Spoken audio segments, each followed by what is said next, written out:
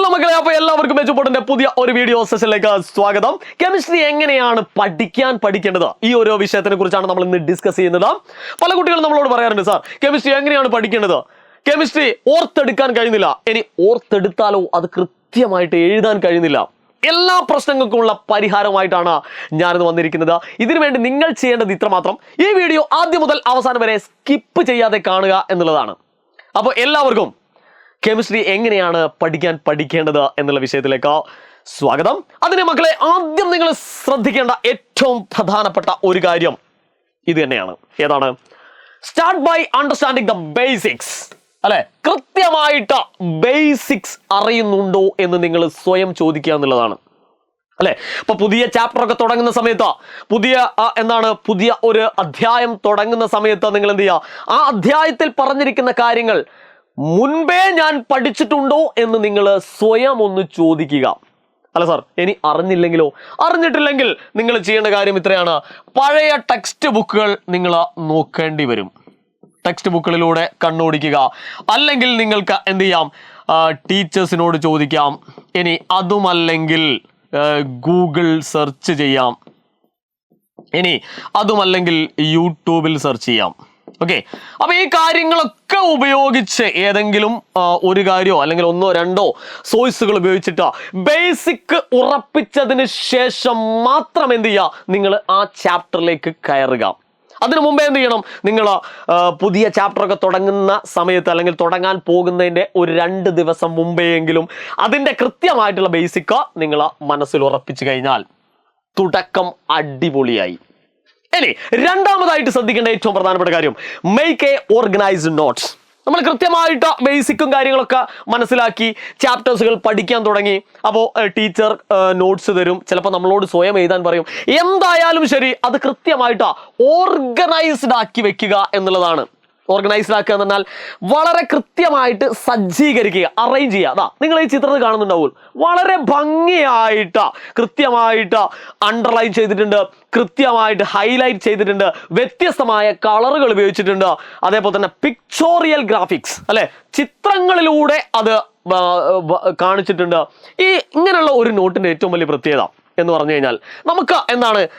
പഠിക്കാൻ അങ്ങോട്ട് തോന്നും. അതാണ് ഏറ്റവും വലിയ പ്രത്യേകത. മാത്രമല്ല, നമ്മൾ പരീക്ഷാ തലേന്നൊക്കെ വളരെ കോൺഫിഡൻറ്റോട് കൂടി ചുരുങ്ങിയ സമയം കൊണ്ട് മുഴുവൻ കാര്യങ്ങളും ഓർത്തെടുക്കാൻ കഴിയും എന്നുള്ളതാണ് ഈ ഓർഗനൈസ്ഡ് നോട്ട്സ് കൊണ്ടുള്ള ഏറ്റവും പ്രധാനപ്പെട്ട ഒരു ഗുണം.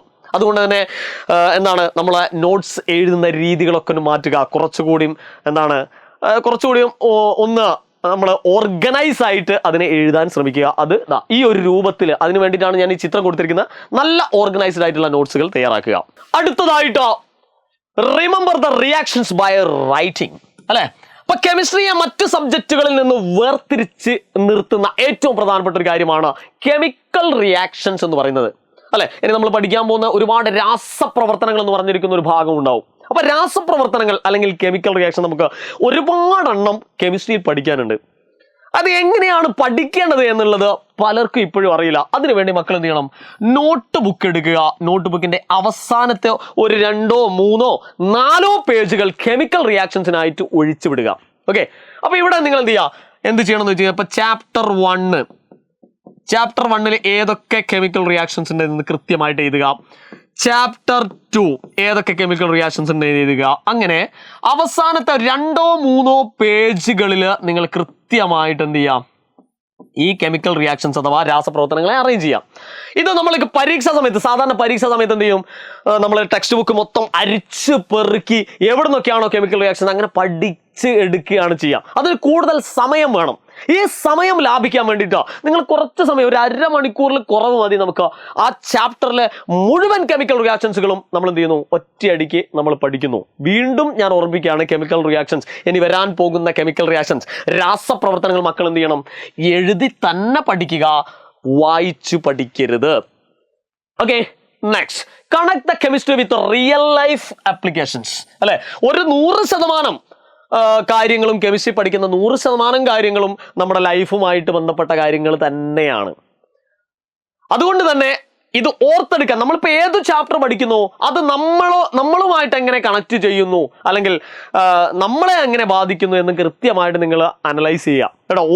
ഏത് കാര്യം പഠിക്കുമ്പോഴും ഇപ്പൊ ഫ്ലൂറിനെ കുറിച്ച് സംസാരിക്കുമ്പോൾ അല്ലെ, ഫ്ലൂറിൻ എന്ന് പറഞ്ഞിരിക്കുന്ന സാധനം നിങ്ങൾക്ക് പഠിക്കാനുണ്ടാവും. അപ്പോൾ ഫ്ലൂറിനെ കുറിച്ച് സംസാരിക്കുമ്പോൾ അതിന്റെ പ്രത്യേകതകളൊക്കെ പഠിക്കുമ്പോൾ ഫ്ലൂറിൻ നമ്മുടെ നിത്യജീവിതവുമായിട്ട് ബന്ധപ്പെട്ട ഒരു കാര്യമാണ് അല്ലെ. നമ്മളിപ്പോൾ ടൂത്ത് പേസ്റ്റിലെ ഏറ്റവും പ്രധാനപ്പെട്ട കാര്യമാണ് ഈ ഫ്ലൂറൈഡ് എന്ന് പറയുന്നത്. അപ്പൊ അങ്ങനെ ലൈഫുമായിട്ട് എന്ത് ചെയ്യുക, ഇതിനെ കണക്ട് ചെയ്യുക. അത് ഓൾറെഡി പുസ്തകത്തിൽ തന്നെ അത് പ്രസ്താവിച്ചിട്ടുണ്ടാവും. അത് കൃത്യമായിട്ട് നിങ്ങൾ റിയൽ ലൈഫുമായിട്ട് കണക്ട് ചെയ്യുന്ന ഭാഗങ്ങൾ കൃത്യമായിട്ട് ഓർത്ത് വെക്കുക കേട്ടോ. അത് നമുക്ക് എന്ത് ചെയ്യണം, വീണ്ടും അത് പരീക്ഷാ പേപ്പറിലേക്ക് അത് പകർത്താൻ കൂടുതൽ ഉപകാരപ്പെടും. Last one, B A scientist അല്ലെ. ഇത് ശരിക്കും ഒരു മനഃശാസ്ത്രപരമായിട്ടുള്ള ഒരു സമീപനം കൂടിയാണ്. നമ്മൾ സ്വയം ഒരു ശാസ്ത്രജ്ഞരായിട്ട് മാറുക അല്ലെ, സ്വയം ഒരു ശാസ്ത്രജ്ഞരായിട്ട് മാറുക. എന്തിനു വേണ്ടിയിട്ടാ? അതായത് നമ്മൾ ടെക്സ്റ്റ് ബുക്കിൽ കാണുന്ന കാര്യങ്ങളെ ഒബ്സർവ് ചെയ്യാനും അത് കൃത്യമായിട്ട് പഠിക്കാനും അത് മറ്റുള്ളവർക്ക് പറഞ്ഞു കൊടുക്കാനും ഒക്കെ നമ്മളെ ഉള്ളിൽ പുതിയ ഒരു എനർജി ഉണ്ടാക്കാൻ വേണ്ടിയിട്ട് അത്തരത്തിലുള്ള ഒരു മനോഭാവം നന്നാവും. B A scientist. എല്ലാവരും 2-3 വട്ടം പറയാ, B A scientist, B A scientist, B A scientist. Okay. അപ്പൊ അങ്ങനെ ഒരു മനോഭാവം നമ്മളിൽ ഉണ്ടാക്കിയെടുത്തു കഴിഞ്ഞാൽ മുഴുവൻ കാര്യങ്ങളും പഠിക്കാനുള്ള ഒരു ഊർജം, ഒരു എനർജി നമ്മളിൽ ഉള്ളിലൂടെ അറിയാതെ കടന്നു വരും. ഓക്കെ. അപ്പൊ വീഡിയോ ഇഷ്ടപ്പെട്ടെങ്കിൽ നിങ്ങൾ എന്ത് ചെയ്യുക, നിങ്ങളെ കൂട്ടുകാരന്മാർക്കും അതേപോലെ തന്നെ കൂട്ടുകാർക്കും ഒക്കെ ഷെയർ ചെയ്യുക. മാത്രമല്ല ലൈക്ക് ചെയ്യാൻ മറക്കരുത്. മാത്രമല്ല ഇത്തരത്തിലുള്ള ഇൻഫോർമേറ്റീവ് വീഡിയോ ഇനിയും വരുന്നതാണ്. അതുകൊണ്ട് നമ്മുടെ ചാനൽ ഒന്ന് സബ്സ്ക്രൈബ് ചെയ്യുക. വീണ്ടും കാണാം. Good bye.